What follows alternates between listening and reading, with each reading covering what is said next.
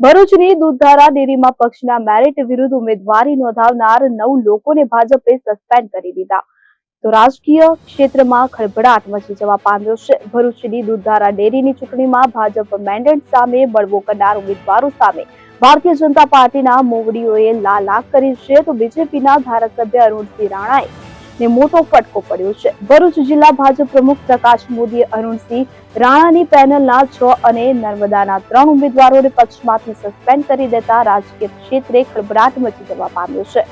વાગરાના ધારાસભ્ય અરુણસિંહ રાણાએ દાવો કર્યો છે કે ભરૂચ જિલ્લામાં સહકારી ક્ષેત્રની ચૂંટણીમાં ક્યારેય કમળના નિશાન પર ન તો લડાઈ થઈ છે ન તો જીત મળી છે।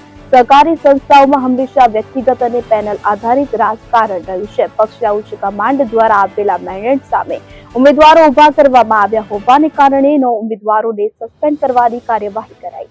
સાહેબ, આજે મેન્ડેટની પ્રક્રિયા હાથ ધરાઈ હતી ત્યારે તમને બધાને વિશ્વાસમાં લીધા હતા કે સાંસદને કે ભરૂચના ધારાસભ્યોને કે એ જે તમારી ભાજપની સંકલનને છે એ લોકોને બધાને લીધા હતા કે પછી એ બારોબાર જ એ લોકોએ નક્કી કર્યું હતું? ખૂબ સારી વાત પૂછી। ભારતીય જનતા પાર્ટીની સંકલન જિલ્લાની ક્યારે મળી નથી અને સંકલન મળવા માટેનો કોઈ આદેશ પણ નથી। આદેશ આપવામાં આવેલો ન હતો। પ્રક્રિયા સિદ્ધાંતોની વિરુદ્ધ પ્રદેશ ભારતીય જનતા પાર્ટીના પ્રમુખ પાટીલસિંહની લેટરથી સીધી દોરવણીના આધારે એમને જ મેન્ડેટ આપ્યો છે। તમારા જે ઉમેદવારો છે એમનું નામની સૂચિ કેવી રીતે તમે પહોંચાડી હતી?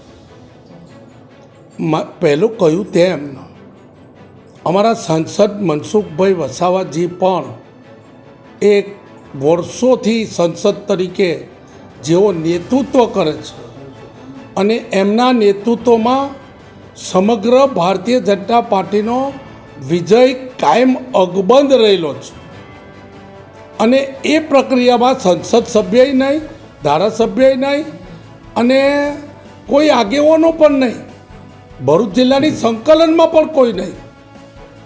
ના, પણ તમારા પેનલના જે 3 સભ્યોને મેન્ડેટ મળ્યું એ લોકોના નામની સૂચિ તમે કેવી રીતે મોકલાવી હતી? મેં કહ્યું તેમ કે કોઈ સંકલન મળી જ નથી। મનમાં આવ્યું ને નામ મૂક્યું, કોને મુકાવ્યું એ તો હું મનથી સમજુ જ છું પણ બધા જ લોકો સમજે છે જિલ્લાના। તો મનસુખભાઈ તમારી પેનલના પ્રકાશ દેસાઈ વિરુદ્ધ આટલું બોલે છે, પ્રચાર કરે છે, એનું મુખ્ય કારણ શું છે? મનસુખ વસાવાજી વિરોધ કરીને કાંઈ બોલ્યા નથી।